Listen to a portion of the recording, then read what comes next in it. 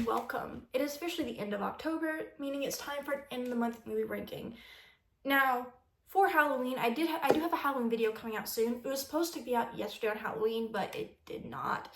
So be on the lookout for that if you're interested. But other than that, let's go into my ranking. This month I ended up with six new watches and 3 theater releases. So at number 9 I have You Could Be the Killer. Now I want to say before I get into what I don't like about this, I like the premise of this movie. This movie tells a story of someone in a camp slasher trying to figure out who the killer is in a summer camp. And I like the idea of that. And I think this movie could have been a great horror short film. But where I think this movie goes wrong is they play a lot into the cliches, of course. And I feel like some of it is just like, do you really have to do that? And kind of gets quite a little old at times. But I do admire how they try to do things by pointing out how things were. But I don't like how they revealed who the killer was so early on, and I did not like the ending of this. The ending was something they were trying to prevent in every horror movie, but it happens, and there was a call, kind of starts like how the beginning one started. And that to me was just something I'm not a big fan of. So this movie was a huge disappointment, and it felt just like a total lost cause from what it was trying to do. At number 8, I have Horror Express. I'm being honest to you when I say this. I don't remember much about this movie. It's from 1972, and I did like some of the performances in this, and I did like the idea of what they were going for. I do think it was interesting how they were going after this crate, and I did like that kind of premise. However, it just wasn't my favorite movie from the 70s. And at number 7, I have Haunt. Now, this was from 2019. And I worked in a haunting industry this is my 3rd year now, and this is my first year at a haunted house. And I can say I enjoyed the characters throughout, really, and how people reacted, because in a haunted house, I feel like that's kind of more or less realistic, kind of what you see. So I did kind of laugh. There was one character I felt that was a little over the top, but other than that, and I work in a haunted house, so I kind of see it happening as well. I didn't really mind that. But I do kind of like how this movie is, and it kind of does different a little bit from your traditional haunted house movie, but overall I do think it's okay, and I think it's a pretty solid, okay horror movie.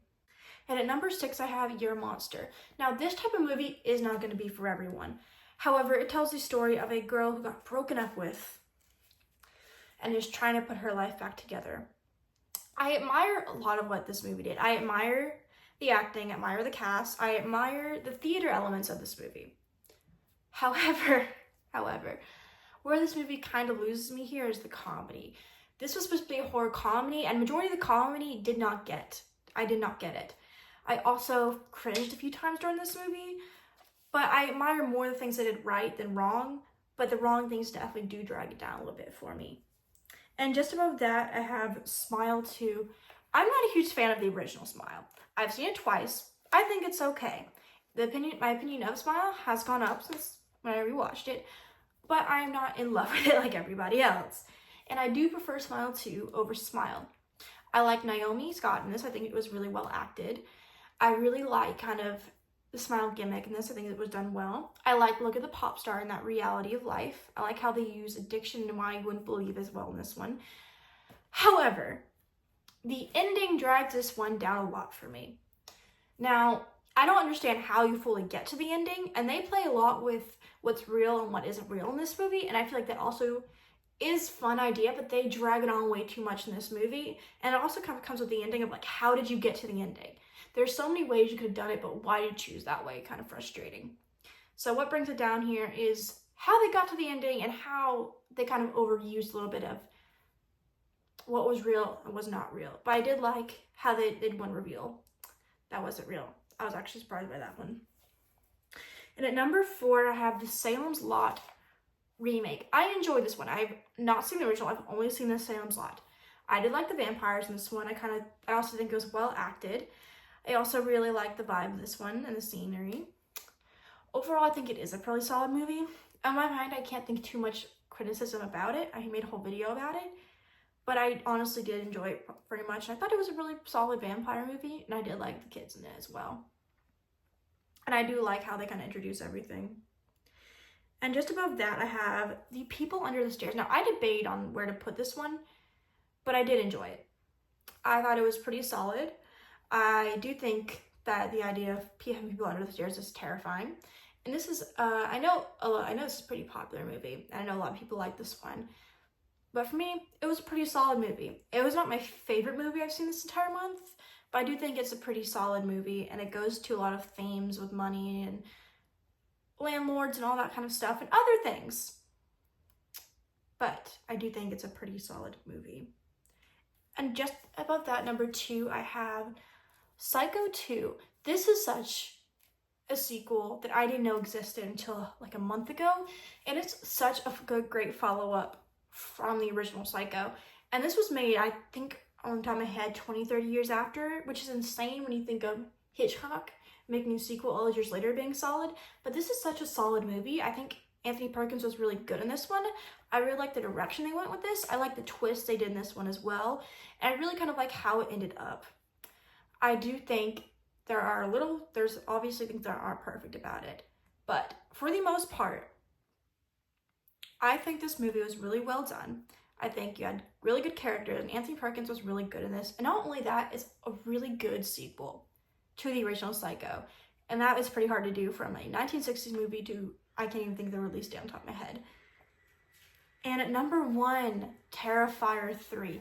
I'm not a fan of the original Terrifier. I like Terrifier 2, but I think Terrifier 3 is the perfect amount of Terrifier 2 and Terrifier 1. I also really liked art in this one. I think this was the best performance of art the entire time. I also laughed a lot more in this one than I did the Terrifier 2. I really liked how they used Christmas in this one as well. And there's one song I particularly found funny in this one as well, the little Christmas song they put in. And I'm not really a big fan of Christmas music in general, but that's a side note. But I really did enjoy this one. I think did a lot of things really, really well done.